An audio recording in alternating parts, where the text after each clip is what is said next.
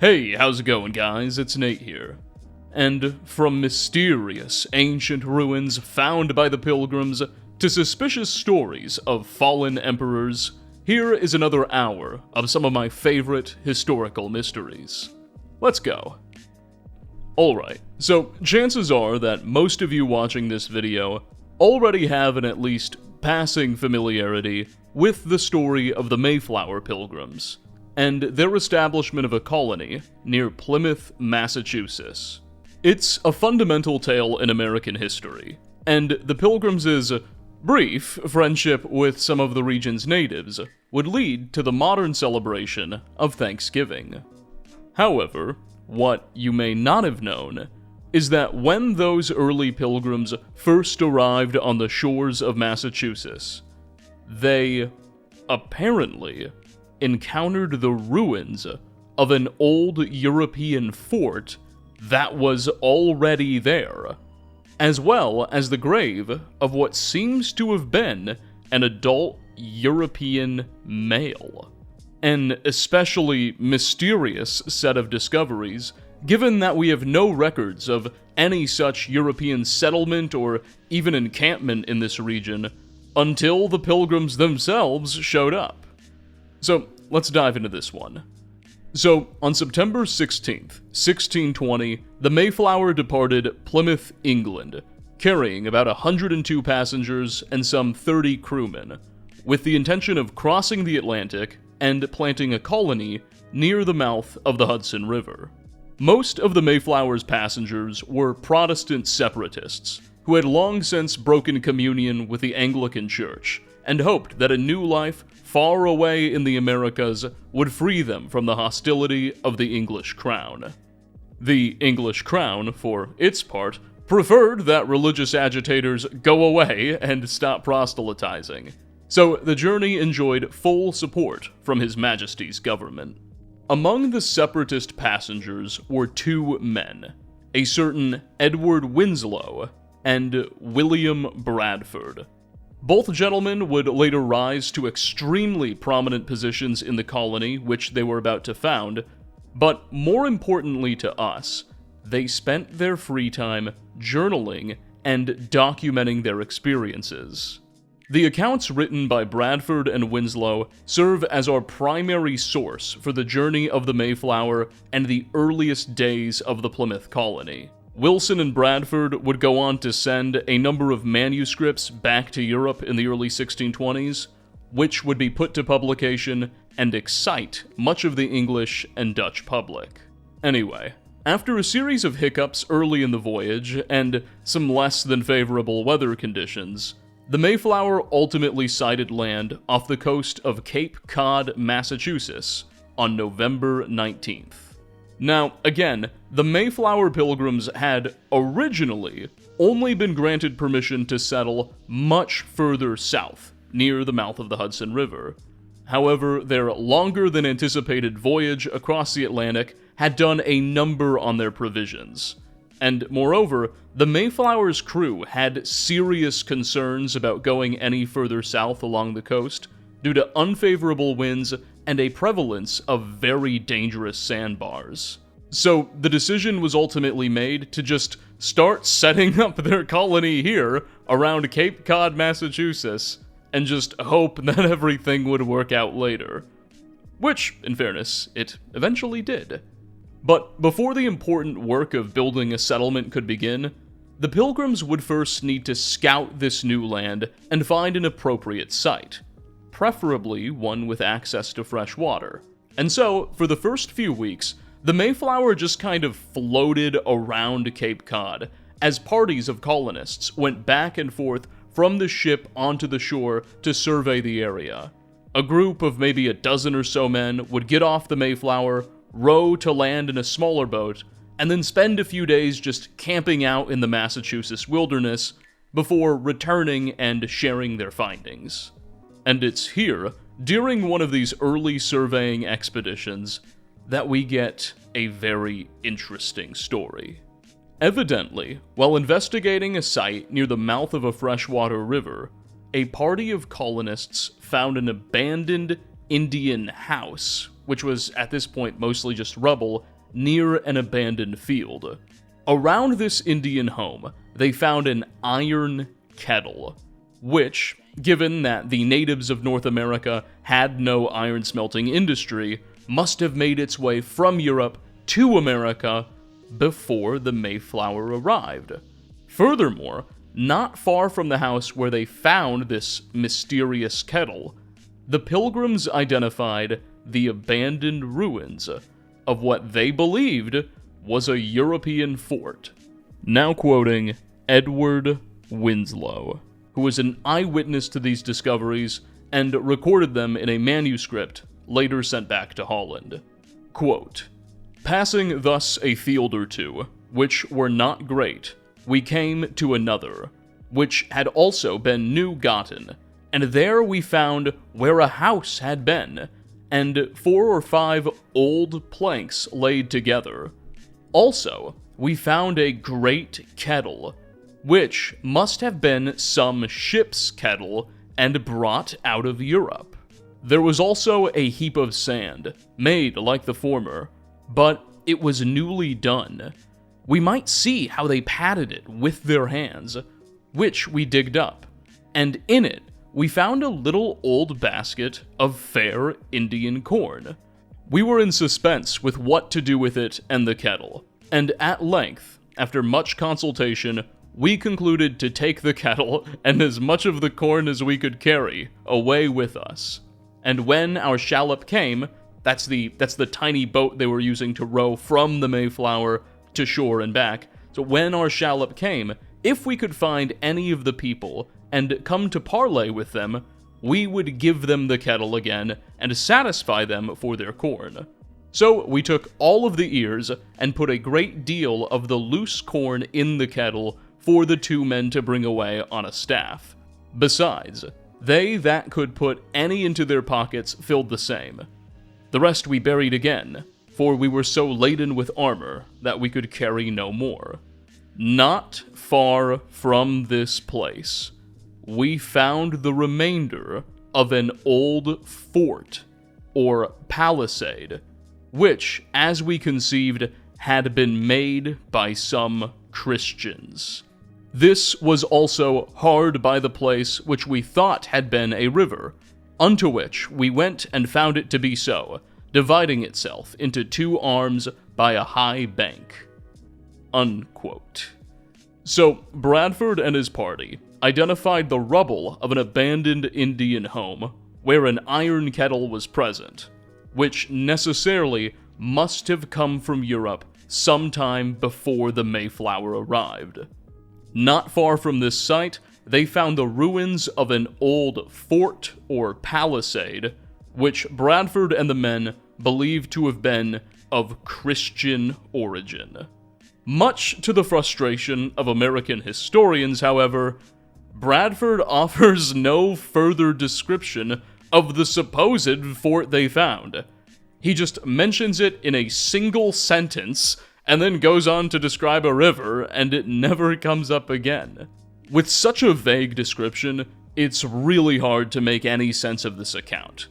But we'll circle back to it in a second, because later on in their expedition, not very far from this alleged fort, the Pilgrims encountered a grave, which they dug up, and in it, they found what seemed to have been the remains of a European adult male with blonde hair and a young child. Quote, "When we marched 5 or 6 miles into the woods and could find no signs of any people, we returned again another way. And as we came into the plain ground, we found a place like a grave, but it was much bigger and longer than any we had yet seen. It was also covered with boards. So, as we mused what it should be, and resolved to dig it up, where we found, first a mat, and under that, a fair bow, and there, another mat, and under a board about 3/4 long, finely carved and painted with 3 tines or brooches on the top, like a crown. Also, between the mats, we found bowls, trays, dishes, and such like trinkets. At length we came to a fair new mat, and under that, 2 bundles, the one bigger, the other less. We opened the greater, and found in it a great quantity of fine and perfect red powder, and in it the bones and skull of a man. The skull had fine yellow hair still on it, and some of the flesh unconsumed. There was bound up with it a knife, a pack needle, and 2 or 3 old iron things, definitely European. It was bound up in a sailor's canvas, cassock, and a pair of cloth breeches. The red powder was a kind of embalmment, and yielded a strong but not offensive smell. It was as fine as any flower. We opened the less bundle, likewise, and found of the same powder in it, and the bones and head of a little child. About the legs and other parts of it was bound strings and bracelets of fine white beads. There was also, by it, a little bow, about 3/4 long, and some other odd knacks. We brought sundry of the prettiest things away with us, and covered the corpse again. After this, we digged in sundry like places, but found no more corn, nor anything else but graves. There was a variety of opinions among us about the embalmed person. Some thought it was an Indian lord or king. Others said that the Indians have all black hair, and never was any seen with brown or yellow hair. Some thought it was a Christian of some special note, which had died amongst them, and they thus buried him to honor him. Others thought that they had killed him, and did it in triumph over him." Unquote. What an insane story. Frankly, when I first read Bradford's account, I couldn't believe my history teachers left this out of their lessons on the Plymouth colony. Or, frankly, maybe they did tell us about it and I was just not paying attention, but I digress. In his 2000 book, The Times of Their Lives, Life, Love, and Death in Plymouth Colony, legendary American anthropologist and former assistant director of the Plymouth Historical Complex, Dr. James Dietz recites Bradford's account of the strange, seemingly European grave that the pilgrims dug up, and provides the following analysis. Quote, "It would seem certain that the adult was a European, not only because of the color of the hair, but also because of the grave goods that accompanied the body. The child, on the other hand, was likely an Indian, in view of the beaded adornments on the body and the little bow. The powder was almost certainly red ochre, a substance used by the Indians to cover the body before burial. This, in turn, suggests that the interment was done by the local Indians. But the exact circumstances that surrounded the event will forever remain a mystery. Considering the lavish fashion of the grave furnishings, it's very likely that he had not been killed with malice. But the other opinion expressed by some of the party, that he was, quote, of some special note, unquote, and had been buried in a manner to honor him, seems a reasonable explanation, unquote.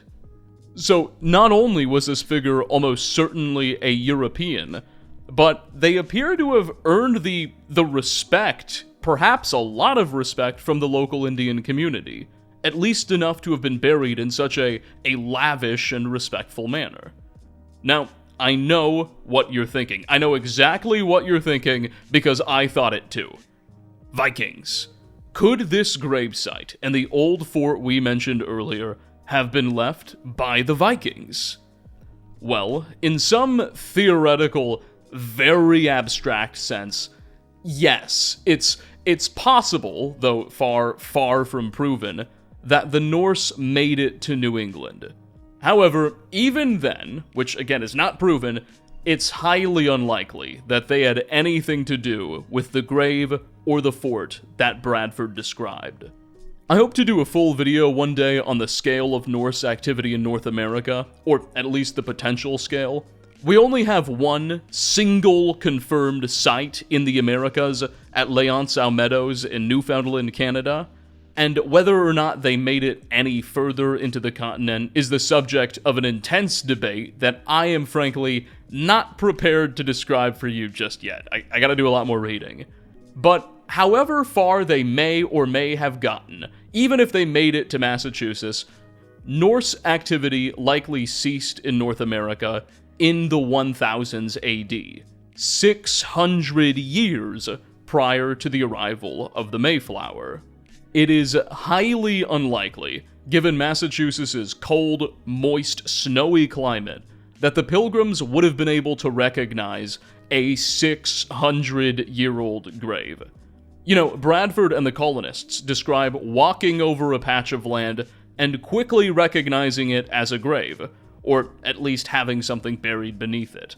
There's no way they would have been able to do this if this gravesite had been through 600 years of weathering and settlement buildup. Now, it has to be more recent. Frankly, a lot more recent. The same logic applies to the old fort they found.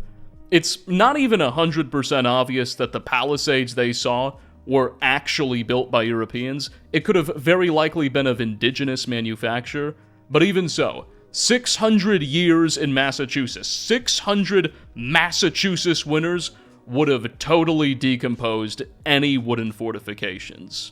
Whatever European presence was here before the Mayflower had to have been more recent, probably well within the last century. Furthermore, something about Bradford's description that really caught my eye, and I could be wrong about this, but he mentions the child's remains were buried alongside a little bow and bracelets of fine white beads. While it's entirely possible that such beaded bracelets could have been made indigenously, especially given that Bradford doesn't describe their detail much, my hunch is that those beads were likely trade beads. You see, long before the discovery of the Americas, European traders had been using beads made of glass, ivory, or sometimes even stone, fashioned into little necklaces and bracelets as a sort of currency to trade with African and Asian civilizations. We don't really know for sure when Europeans started bead trading. It seems to be an early Renaissance thing, but following the discovery of the New World, the practice really took off, as many Native Americans would pay a high price for a nice necklace, and thus it became standard practice for European ships sailing to the continents, whether they were looking to settle or just explore, to bring a large supply of beads with them to trade. So, if this child's bracelets were indeed of European origin, it would suggest that they made their way here much more recently. Sometime, I'd guess, in the 1500s, or maybe even just a couple years prior to the arrival of the Pilgrims, which would make perfect sense. You see, while the Mayflower colonists are certainly the first Europeans known to have settled or built in the New England region, they weren't by any means the first Europeans to at least pass by. Indeed, by 1620, at least a dozen European explorers had sailed up and down the North American coast, in service of Western European kings, and there's perhaps a dozen more that we don't even know about. The Cape was likely visited by Italian explorer Giovanni de Verrazzano, who between 1522 and 1524 sailed up and down the North American coast from northern Florida to Newfoundland. Later maps of Verrazzano's voyage, produced by his brother, seem to call modern Cape Cod Pallavicino, suggesting he at least sailed by there. Later on, in 1602, English explorer and privateer Bartholomew Gosnold would formally name the area Cape Cod, due to its abundance of codfish, and in his own journals, he mentions landing there and exploring. though makes no mention of building any structures, nor suffering any casualties. In 1609, just 10 years prior to the Mayflower's landing, Henry Hudson apparently briefly landed and explored here, according to the journals of his first mate, though they didn't do much but look around and collect grapes. Anyway, you probably get the idea by now. Hudson, Gosnold, and Verrazano are just some of the explorers who we know visited this area before the Mayflower, and chances are there were many more voyages to this region whose records have been entirely lost. Thus, it's not at all inconceivable that a European outpost could have existed and failed here in the days before the Pilgrims' arrival. However, that outpost's story, and the story of that mysterious man seemingly buried with honors by the natives, are two incredible mysteries which will likely never be solved. Before we go any further, this video is not being sponsored, but if you enjoy these types of videos and would like to help out, like ratings and comments really go a long way. Social media algorithms really like to see engagement, and my suspicion is that liking content also makes stuff from that creator and similar content more likely to appear in your feeds. Anyway, thanks for humoring my begging. Now, back to the regularly scheduled programming.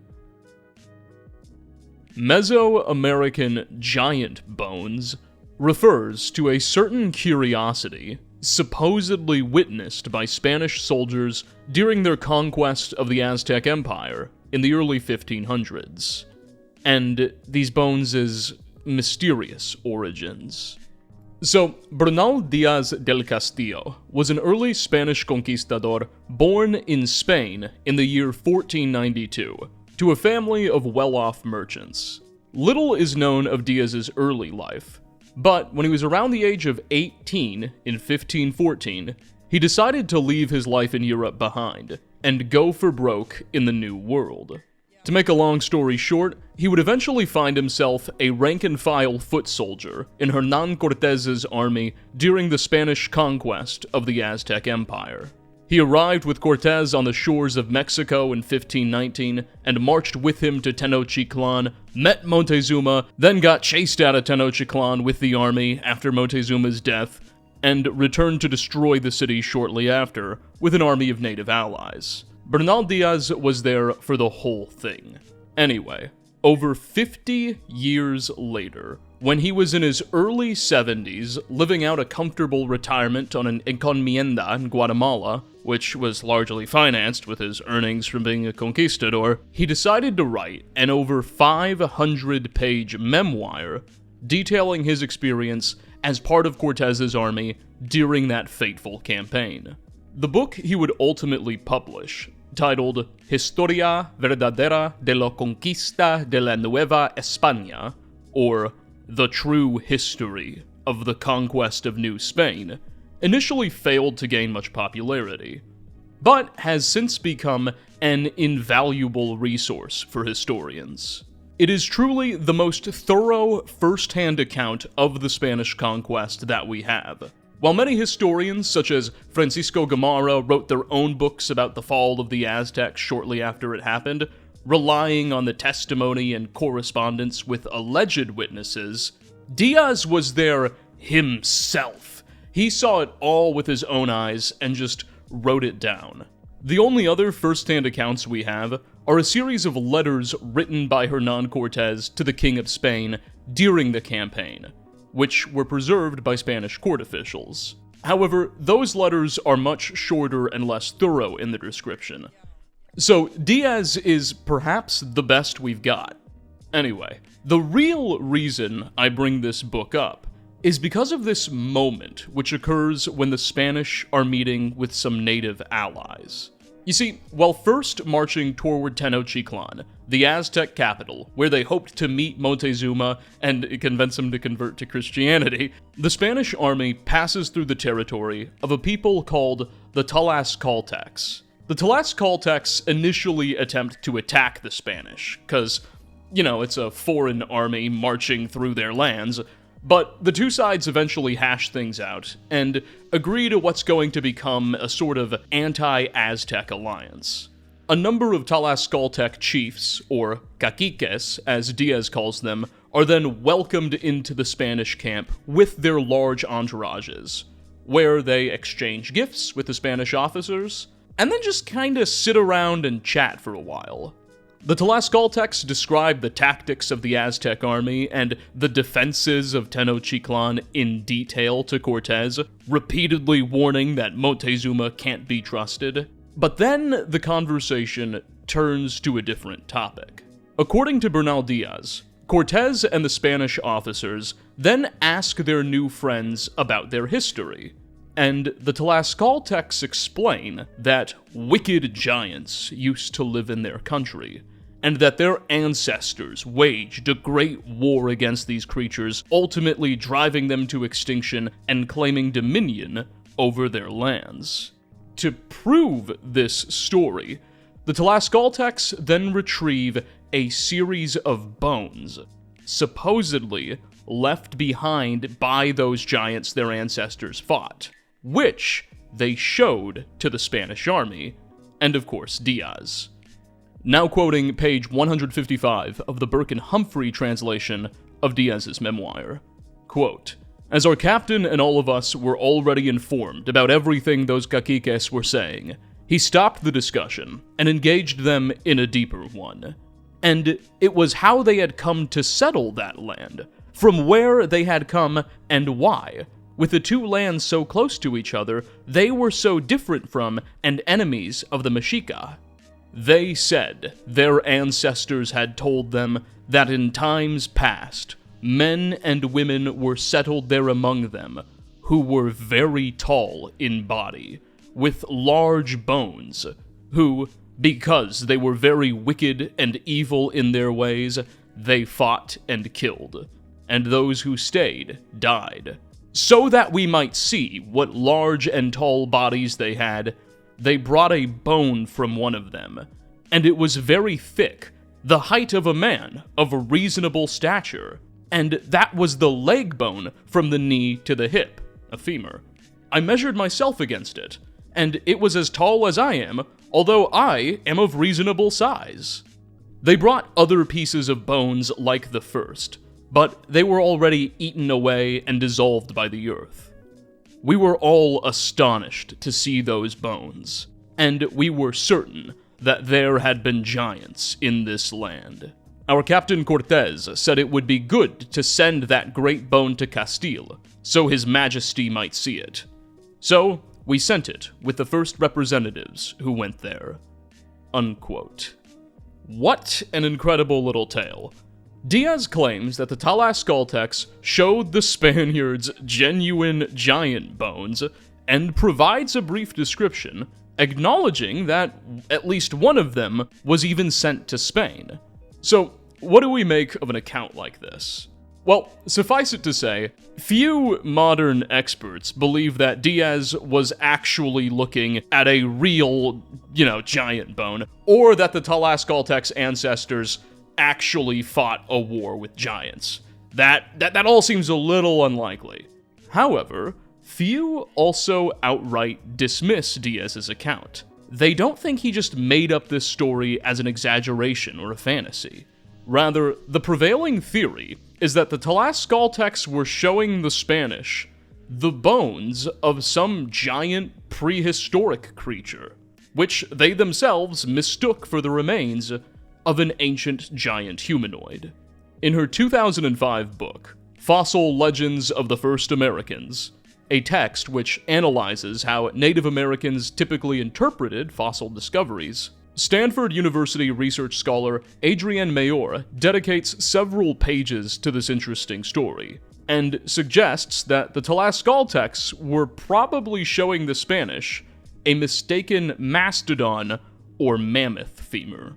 Quote, "Most of the giant bones, like the femur discovered by the Tlaxcaltecas sometime before Columbus and prized as historical evidence of giants, probably belonged to the mastodon now known as Rhinchotherium tlaxcale, Pleistocene remains of mastodons, mammoths, and giant bison and sloths are abundant around Tlaxcala and in the Valley of Mexico. The femur of a mastodon or mammoth measures nearly 5 feet long, about the height of an average Spaniard in the 16th century, and it would resemble a giant human thigh bone, leading people unfamiliar with elephants to visualize its owner as a human giant." Unquote. For her book, Mayora actually attempted to track down the femur bone Cortez supposedly sent to Spain. She reached out to several Spanish museums, including the Museum of America in Madrid, where a great deal of early American artifacts ended up, and the museum curators pursued her request with great interest. But sadly, the femur could not be tracked down. Something worth noting is that, initially, many of the curiosities, artworks, and treasures sent to Spain by the early conquistadors were stored in the royal castle of Madrid, which was entirely burned down in an accidental fire in the 1730s, and only a small portion of its collection was preserved and moved to different museums, like the Museum of the Americas. So, it's possible that the Tlaxcalan femur was one of the countless artifacts lost in that tragic fire. But that's just a complete guess. Mayora also points out that while Bernal Diaz is our only source for this specific story of natives showing the men of Cortez's army giant bones, later Spanish historians who arrived in Mexico shortly after the conquest and spoke with Tlaxcaltec elders claim to have heard similar tales and even been shown similar bones. José de Acosta, a Spanish Jesuit missionary who visited Mexico in the 1580s, 60 years after the fall of Montezuma, and who relied heavily on Tlaxcaltec sources, said this about their nation and their legendary history. Quote, "The Tlaxcaltecs. This is the nation that aided the Spaniards, and with their help, the Spaniards won the land. And hence to this day, they pay no tribute and enjoy a general exemption. At the time when all these tribes were settling the land, its ancient dwellers, the Chichimecas, showed no displeasure, nor did they make any resistance. They only departed, and, seemingly astonished, concealed themselves in the most hidden part of the crags. But those who lived on the other side of the Sierra Nevada, where the Tlaxcalans settled, refused to allow what the other Chichimecas had permitted. Rather, they began to defend the land, and, as they were giants, according to the Indians' history, they tried to expel the intruders by force. But their great strength was overcome by the craft of the Tlaxcalans, who allayed their suspicions and, feigning peace with them, invited them to a great banquet. And they had folk lying in ambush. And when all of the giants lay in a drunken stupor, the Tlaxcalans secretly stole their arms, which consisted of great clubs and wooden shields, and swords and other kinds of weapons. Having done this, they suddenly fell upon them, and, in trying to defend themselves and not finding their weapons, the Chichimecas rushed to some nearby trees and seized the branches, stripping them of the ground as if they had been leaves of lettuce. But at last, the Tlaxcalans had come armed and in good order, and they routed the giants and caused such ravages among them that not one was left alive. No one should be astonished or believe that the story of these giants is a fable. For even today, the bones of men of incredible size are still found.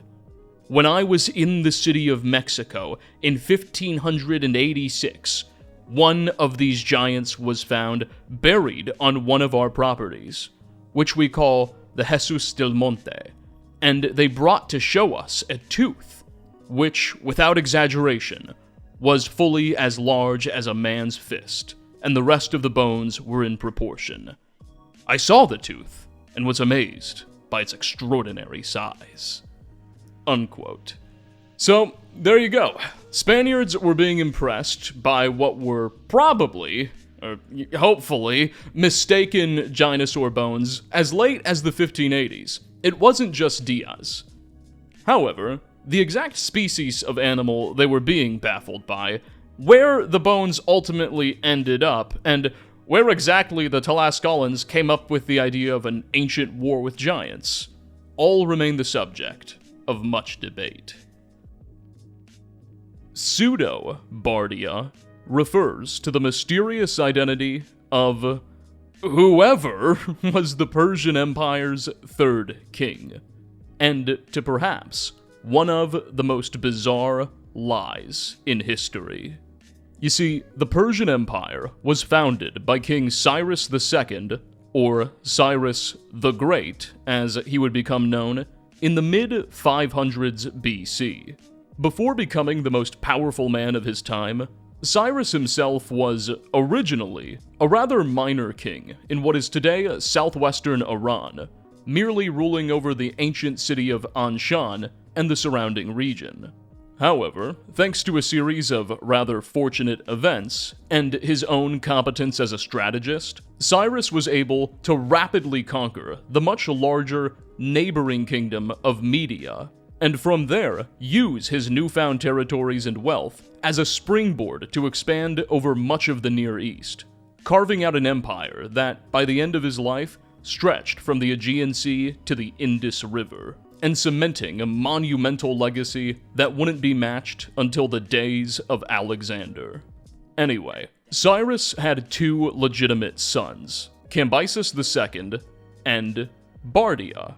We don't know exactly when these boys were born, but Cambyses was the elder of the two, and thus, when in 530 BC, Cyrus unexpectedly died in battle against nomadic tribes, in accordance with his will, Cambyses was declared the new King of Kings. Though Bardiya was generously awarded dominion over much of the empire's far eastern territories, as well as an exemption from normal tribute taxes, to keep the young lad happy and ensure goodwill at the next Thanksgiving. Alas, our surviving literary sources, which are mostly Greek and Egyptian, suggest that Cambyses turned out to be a particularly cruel and wicked monarch. Herodotus, a Greek historian writing about 100 years after Cambyses' reign, who claims to have spoken with many Persian nobles on the matter, describes the second king as half-mad, cruel, and insolent, and ancient accounts are littered with tales of the Mad King's tyranny. He supposedly flayed officials alive, murdered the son of one of his own advisors as a joke, and made a mockery of foreign religions.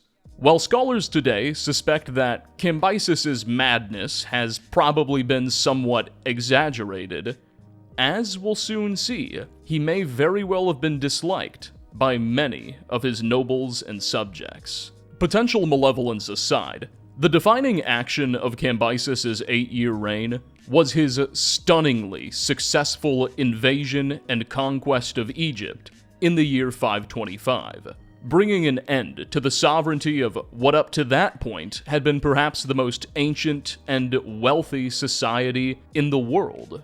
Cambyses would go on to proclaim himself the Pharaoh of Egypt, and even after his initial military victories, he continued to spend a great deal of time in the country, reorganizing the administration and directing further military campaigns against neighboring kingdoms. Anyway, here's where things start to get weird. Evidently, while Cambyses was still in Egypt, getting things together, or perhaps shortly before launching his invasion of Egypt, our sources vary on the time, he, for some reason, ordered the death of his brother Bardiya. Ancient authors disagree on what Cambyses' motivation for this decision was.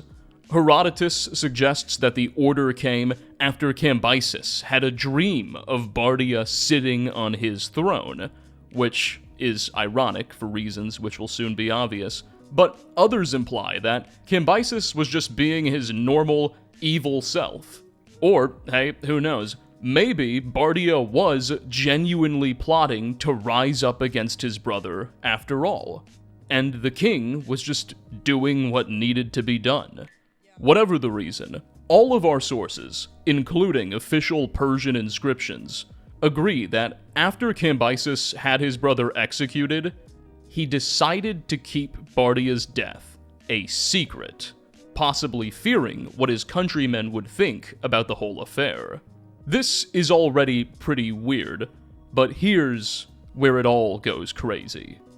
In 522 BC, roughly 8 years into Cambyses' reign, while he was still in Egypt, and likely years after his brother's clandestine death, a man emerged from the Persian eastern provinces, claiming to be Bardiya, and he raised his banners in rebellion against Cambyses. The Persian people and nobility, not aware that Bardiya had been secretly put to death, and possibly quite fed up with Cambyses anyway, appear to have lent enough support to the strange usurper to make him a serious threat. And thus, the Persian Empire, the superpower of its day, was on the brink of a dynastic civil war less than 50 years after its founding. For the sake of clarity, modern scholars sometimes call this usurping impostor Pseudo-Bardiya, emphasizing his contested identity. Though, as we'll see later on, many experts aren't so sure that Pseudo-Bardiya was an impostor at all. Whatever the case, upon hearing news of the uprising, Cambyses, who was still in Egypt at the time, was understandably very alarmed and quickly gathered what troops he could, beginning a long march back to the Iranian homeland. But along the way, he suffered some kind of injury, having either fell from his horse or having accidentally impaled himself with a spear, and he died from his resulting wounds shortly after. And just like that, this guy, who claimed to be Bardiya, son of Cyrus and brother to the now fallen Cambyses, was suddenly the uncontested third king of the Persian Empire. Alas, the reign of this Pseudo-Bardiya was incredibly brief, likely only lasting a few months of the year 522, and we have little understanding of how he governed. Herodotus and his fellow Greek historian Ctesias really only tell us that the new king granted large tax and conscription breaks to the empire's subjects, in an effort to help quell dissent. But official Persian inscriptions, which, as we'll get into, are a bit biased, instead characterize the short-lived reign of Pseudo-Bardiya as one punctuated by fear and oppression. The Bestoun inscription, a large rock relief in western Iran, tells us that Pseudo-Bardiya spent his days hunting down anyone who knew the real Bardiya and suppressing news of the real guy's death through terror and deceit. Persian inscriptions also suggest that Pseudo-Bardiya's real identity was that of a mad Zoroastrian priest named Gamata, who either used magic to disguise his appearance, or just so happened to have been born looking like a Bardiya doppelganger, and thus was able to fool the people and nobility. But, alas, a reign built on such a lie, no matter how convincing, was never gonna last. Eventually, a plot was hatched by some former friends of the fallen Cambyses, led by a shield-bearer, or maybe general, named Darius, who, with his co-conspirators, was able to organize something of a palace coup and liquidate the new king before the end of the year. And oh hey, look at that!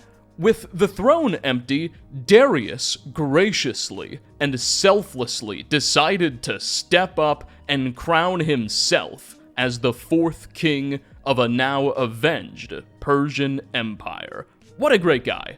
Darius would ultimately go on to rule for an unprecedented 36 years, and his reign would be regarded as a period of tremendous prosperity for the empire. leading some sources to give him the moniker Darius the Great. Darius would also famously order the first of a series of ill-fated invasions of the Greek mainland, beginning the Greco-Persian Wars.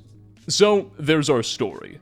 The mad King Cambyses secretly ordered the death of his brother, and eventually, an evil Zoroastrian priest took advantage of the situation and impersonated the dead son of Cyrus. Cambyses died before he could resolve the issue, and thus this false Bardiya was able to usher in a brief reign of terror before the heroic and noble Darius stepped up and avenged the kingdom. Case closed. Right? Well, of course not. While there are several versions of this story that appear in our historical record, Herodotus writes about it, Ctesias writes about it, there's this guy named Justin who brings it up, all of these versions seem to largely follow the same beats dictated by the official Persian inscriptions at Bestun and in other places across Iran, which were all commissioned by and during the reign of Darius. What I mean to say here is that this story essentially comes to us from Darius, and many modern scholars are highly skeptical of it. It seems incredibly unlikely that a random Zoroastrian priest would be able to look so much like the real Bardiya so as to fool the entire Persian aristocracy. And it seems even less likely that if Cambyses were to have put his brother to death, that he would have been able to keep it a secret, or have even wanted to. Remember, Cambyses was supposedly a deranged guy who happily tortured his subjects and committed all sorts of atrocities without once caring about the opinions of his people. Why would this horrific act be any different? Thus, a great many modern historians, perhaps a majority at this point, contend that there was never an imposter at all, that the Bardiya who ruled in 522 BC was the real one, and that this whole story we read about in later Persian inscriptions, and that is repeated by later authors, was all just a clever excuse for Darius, who himself had no legitimate claim to the throne, to justify his own usurpation of power. In his book, Persians, The Age of the Great Kings, historian and Cardiff University professor Lloyd Llewellyn-Jones dedicates a brief chapter to the whole Bardiya affair, and dramatically lays out the case against Darius. Quote, "The whole of the Gamata story rings false.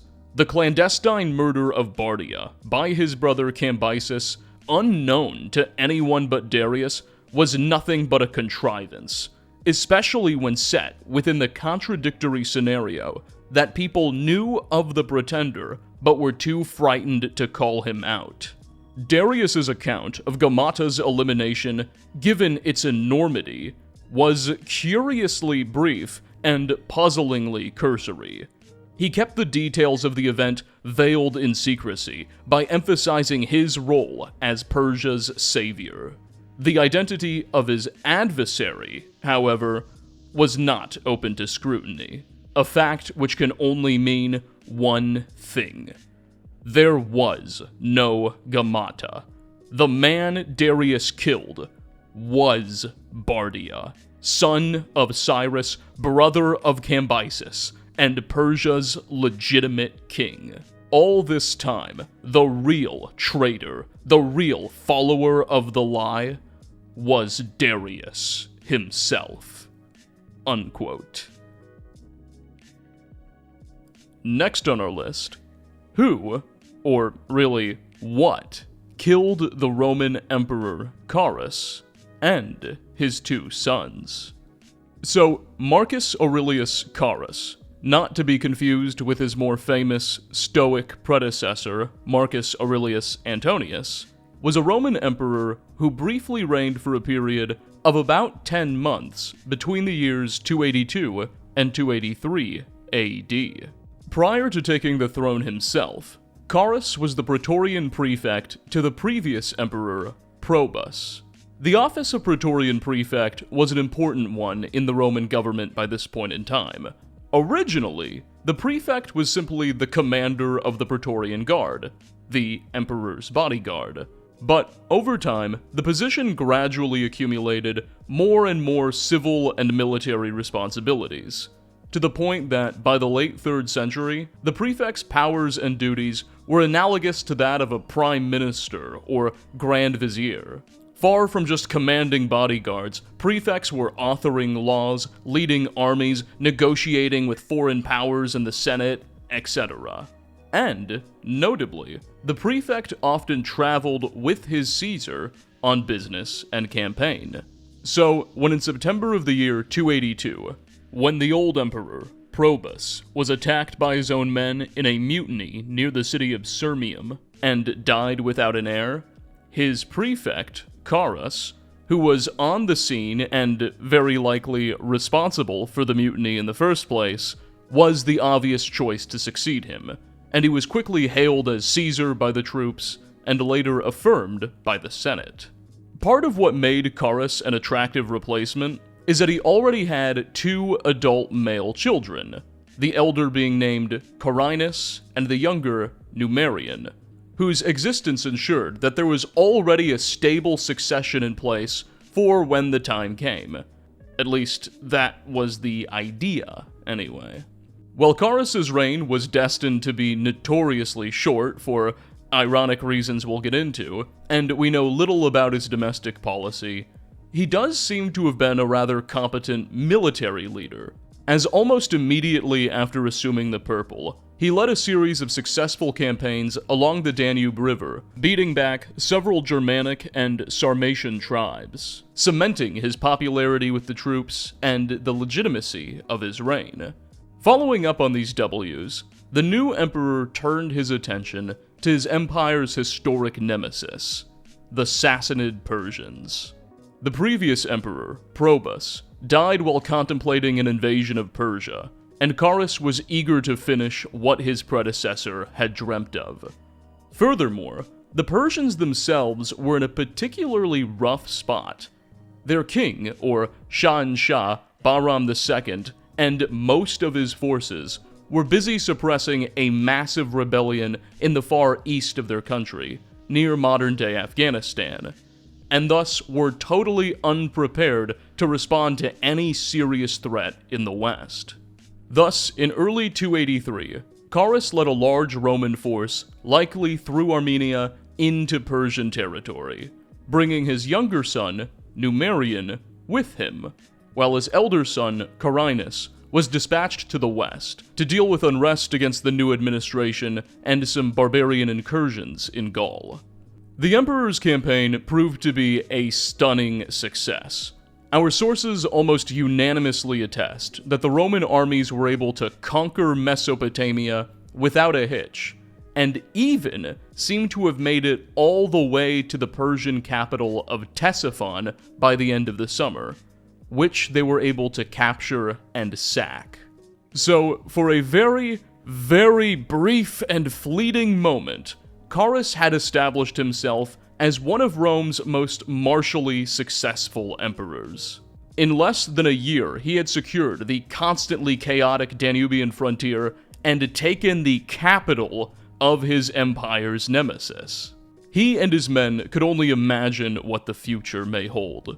Perhaps they would annex this newly conquered territory, cementing Roman rule over everything west of the Zagros. Maybe they would try to emulate Alexander and push into the Iranian heartland. Or perhaps the empire could use this respite to permanently stabilize its eastern frontier. Alas, whatever optimism and plans filled the emperor's thoughts, it was not meant to be. Because, according to virtually all of our sources, shortly after the fall of Ctesiphon, sometime in July or August of 283, Emperor Carus, that great and mighty conqueror, was suddenly struck by lightning and killed. Now quoting Festus, a Roman historian writing about 90 years after these events. Quote, "The victory over the Persians of the Emperor Carus seemed to be too mighty in the eyes of divine power, for it undoubtedly incurred divine displeasure and indignation. For when he entered Persia, he devastated it as if no one was defending it, and captured Koch and Ctesiphon, the most distinguished cities of Persia. When in victory, he had his camp above the Tigris. He died after being struck by a bolt of lightning." Unquote. It's not just Festus. An overwhelming majority of ancient authors, nearly a dozen, who, frankly, rarely agree on anything, all attest that Carus met his end by a chance lightning strike shortly after taking the Persian capital. We certainly don't have time to quote all of these records, but here's another one by Eutropius. Eutropius, like Festus, was a Roman historian writing about 90 to 100 years after Carus's death. However, he was also an imperial secretary to the Emperor Julian, and is thus considered to be among our more reliable sources, as he certainly would have been privy to the most official versions of events, and likely had access to official archives. Quote, "While he was engaged in a war with the Sarmatians, news was brought of an insurrection among the Persians. He set out for the east, and achieved some notable exploits against that nation of people. He routed them in the field, and took Seleucia and Ctesiphon, their noblest cities. But, while he was encamped on the Tigris, he was killed by lightning." Unquote. Now, I think we can all agree, however unanimous the ancient narratives may be, this is just too convenient of a story to be plausible. Modern estimates suggest that one's odds of being struck by lightning in their lifetime are like 1 in 15,000, which is actually a little higher than I thought it would be, but even still, this tale strikes modern historians as far too coincidental to be true. We'll talk about some of the other shocking theories regarding what may have really happened in a second. But first, I should mention the fate of the Emperor's 2 sons, whose luck proved to be not much greater than their father's.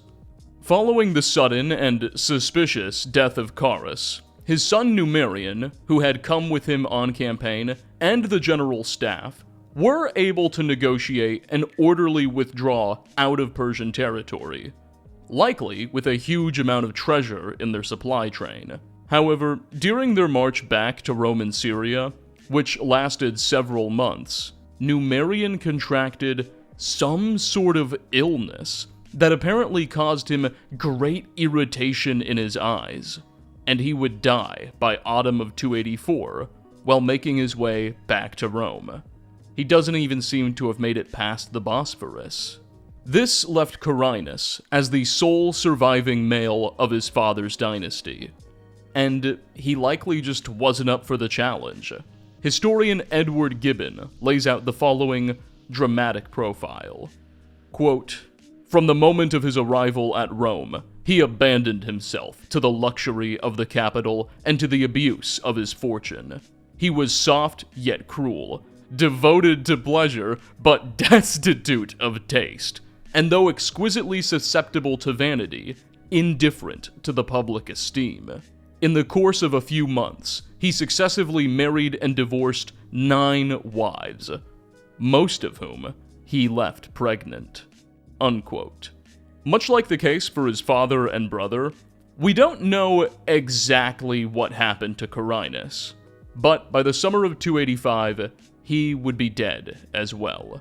The prevailing theory is that following the death of Numerian, the army was unwilling to submit to Carinus, either because they knew of his cruel and incompetent reputation, or because, this is just what Roman armies do. Trying to ask a Roman legionnaire why he mutinies is like asking a dog why it barks. It's just in their nature. And the legions hailed an officer of the Persian War named Diocles as their new Caesar, and began marching for Rome. Carinus was able to scrape together an army of his own, and supposedly met Diocles' rebellious force in the field, where one of two things happened. Either Diocles and his Persian veterans simply mauled Carinus' force, and that was that. Or, according to some sources, Carinus actually won the battle, but failed to follow up on his victory, and was murdered by one of his own officers shortly after. Allegedly, because Carinus was having an affair with that officer's wife. Whatever the case, such was the end of Carinus, and with him, the dynasty of Carus, which started off so promising, went extinct less than 3 years after its founding. Diocles would be officially recognized by the Senate as the next Caesar, and assume the name Diocletian. His reign would prove to be one of the most transformative and eventful the Roman Empire would ever see. But that's a story for another time. So, now returning to the real mystery here, Emperor Carus. Was he really killed by a lightning strike? What do modern historians make of this tale? Well, there isn't really much of a consensus in any direction. Like, most people agree that the lightning strike story just has to be some kind of fabrication or exaggeration. But beyond that, no one can agree on the true cause of his death. A prominent and somewhat obvious theory is that the deaths of Carus and his son Numerian were both orchestrated by that officer Diocles, who was with them on campaign, and in hindsight, clearly gained the most from their deaths. Diocles perhaps clandestinely killed Carus shortly after the fall of Ctesiphon, maybe burning his tent down afterwards to create the impression of an accident and blaming the thunder. Then, during the withdrawal, Diocles would have poisoned Numerian, who he definitely would have had access to, and quickly arranged for himself to be hailed as emperor by the troops. Following his victory in the very short civil war that followed, he would use his power as emperor to suppress alternative versions of events and promote the story of a lightning strike and an illness befalling Numerian. Not entirely unlike what Darius would end up doing in Persia. Maybe this is what happened, but it would have to be one of the greatest political chess plays in human history by Diocles.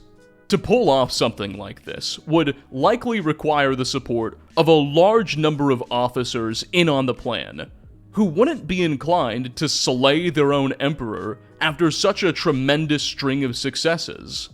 And while we clearly have something of a motive, there's no actual evidence. Furthermore, Carus probably had a lot of other enemies. If he was really behind the mutiny that deposed his predecessor Probus, perhaps there were people on campaign with him who sought to avenge their old master. But that too is just a baseless theory without any evidence. My personal suspicion is that it was something much less dramatic. While again, ancient authors are nearly unanimous in attributing Carus' death on campaign to a thunderbolt, there is a single text, traditionally considered to be rather unreliable, that oddly enough entertains a much more plausible version of events. The Historia Augusta is a collection of biographies of the Roman emperors, beginning with the Emperor Hadrian, and actually ending with the death of Carinus. The authors of the Historia are unknown. The text itself claims to have been written by at least 6 people, and it's famously inaccurate and sensationalist. Modern scholars believe at various points the Augusta's authors just manufacture or exaggerate drama between the emperors and their empire, make up entire episodes in history, and are more inclined to telling fun stories than accurately reporting on events. Even still, the Historia Augusta suggests that Carus was ill at the time of his death, and may have been killed by disease rather than the thunder. It also accuses Carus's Praetorian prefect of jealously hoping for his demise. Quote, "But when he advanced further, desirous himself of glory, and urged on most of all by his prefect, who, in his wish to rule, was seeking the destruction of both Carus and his sons as well, he met his death. According to some, by disease. According to others, through a stroke of lightning. Indeed, it cannot be denied that at the time of his death, there suddenly occurred such violent thunder that many, it is said, died of sheer fright. And so, while he was ill and lying in his tent, there came up a mighty storm with terrible lightning, and, as I have said, still more terrible thunder. And during this, he expired." Unquote. This text opens us up to the possibility that the emperor may have died of an illness that just so happened to have occurred during a terrible thunder, which seems like a much more plausible version of events, and you could see how that could be later twisted by authors trying to tell a cool story. Ancient Mesopotamia was, and to an extent remains, a hot, humid paradise for mosquitoes, and thus all sorts of diseases. Assuming it was actually raining around the time of Carus's death, there were probably a lot of mosquitoes hatching, and malaria, West Nile, and all sorts of other plagues could have been running rampant through the army. Many suspect that this is also how Alexander the Great, who died suddenly of a fever in his 30s, met his end. Though some also blame Alexander's death on poisoning. But whatever the case, in the absence of more evidence more seriously implicating Diocletian or other assassins, I think it's best that we go with Occam on this one. The simplest explanation is usually the best one, though no one will ever be able to prove that it wasn't really a lightning strike. And with that, ladies and gentlemen, we are going to wrap up. One more hour of ancient history mysteries. I hope you all enjoyed. As always, a bibliography can be found in the description. I hope at least some of these were new to you, or you at least learned something new about a topic you were unfamiliar with. I'm gonna be honest, I am getting something of an itch to upload a Skyrim video. I don't quite know about what yet, but perhaps prepare for that in the future. This foray into real-life-esque content has been a lot of fun, but I am a Skyrim YouTuber by trade, and I'm getting a little heartsick, so it's likely we're not done with the Elder Scrolls just yet. Anyway, thanks so much for stopping by. If you enjoyed, a like rating really helps out, and I hope to see you all in my next video. Peace out, everyone.